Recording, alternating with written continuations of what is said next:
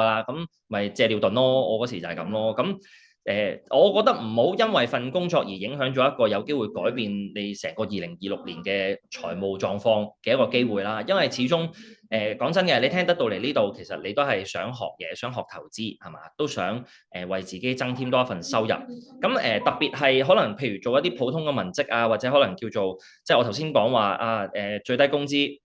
咁可能有啲叫做收入比較偏低嘅同學仔，其實講真你話日日打工，其實講真咧係人工係不變嘅。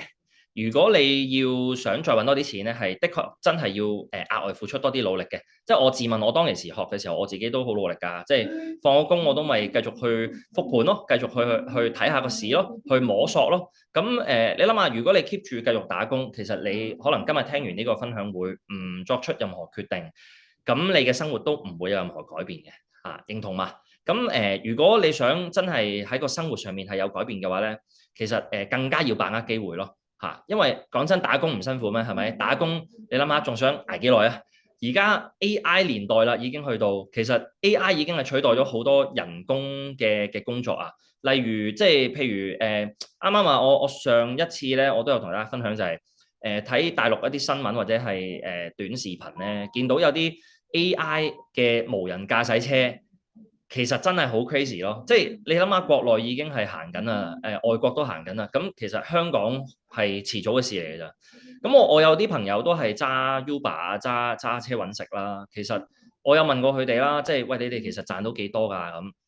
其實講真咧，同普通打工仔真係冇乜分別，但係日日都屈住一架車度，其實坐都坐到腰骨痛。咁即係坦白講啊，無論你做任何工作都好啊，如果得一份收入，你問下自己係咪真係甘心咧？咁如果有多一份收入可以俾你去選擇，可以係有多個後路俾自己係嘛？咁你自己份工作有冇危機？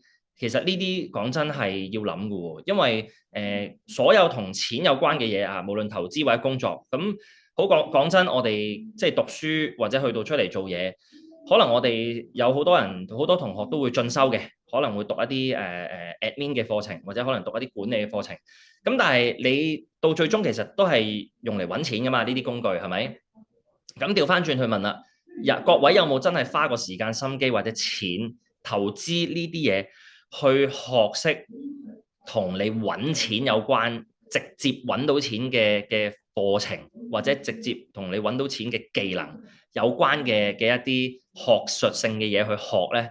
咁如果你話喂投資市場港股期指期權咧，我可以好坦白咁同你講，你跟 JK Sir 咧肯定冇錯噶啦。因為點解我咁膽咁講咧？香港以嚟即係嗱呢個純粹唔係官方立場啊。我個人嘅一個意見啫，喺我眼中咧，JK Sir 喺香港港股同埋期指期權市場嚟講咧，佢肯定係 number one 嘅啦。呢個我自己嘅一個睇法。咁大家信唔信我咧？我已經係即係 keep 住係跟住 JK Sir 幾年係不斷賺緊錢。我過往嗰幾年都冇打工，咁啊而家好好彩可以幫到 JK Sir 手，繼續喺佢身邊學嘢。我可以話俾你聽，呢套嘢係肯定係 work 噶啦。咁爭在就係你自己去唔去踏出第一步啦。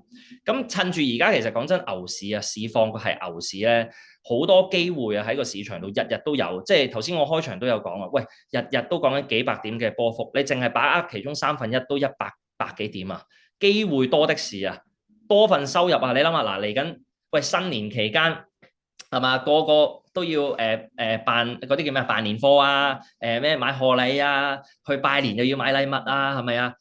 跟住之後咧做父母嘅又要派利是喎，結咗婚嗰啲派利是喎，幾多錢要使啊？喂，咁但係你諗下，如果你使呢啲錢係投資市場去俾你嘅咧，投資市場賺翻嚟嘅錢你使咧，你就唔痛嘅。如果你使嗰嚿錢點解會覺得痛咧？係因為你打工辛辛苦苦，你用時間換金錢，用時間換金錢翻嚟嘅錢，你再攞去使呢啲，你咪覺得好心痛咯，咪好唔值得咯，係嘛？即係我個 friend。揸車嗰個啊，頭先講嗰個，佢揸車話嚟緊，我唱定5000蚊派利是啊，攞咗我差唔多成個禮拜嘅收入啦。跟住我即係諗一諗，哇個心都沉一沉喎。佢都有個小朋友，其實都幾慘。咁如果你真係想喺嚟緊嘅呢一年使錢唔睇銀碼，可以有多個收入來源，唔需要為你嘅工作去太擔憂，多個技能幫到自己係可以揾到多一個錢，你可以有多條後路揀嘅話，你直接報名啊！喺嗱報名連結，啱啱頭先客服已經再喺個聊天室度 send 咗出嚟俾大家㗎啦，即刻把握機會，相信我。如果呢個你第一部分撳咗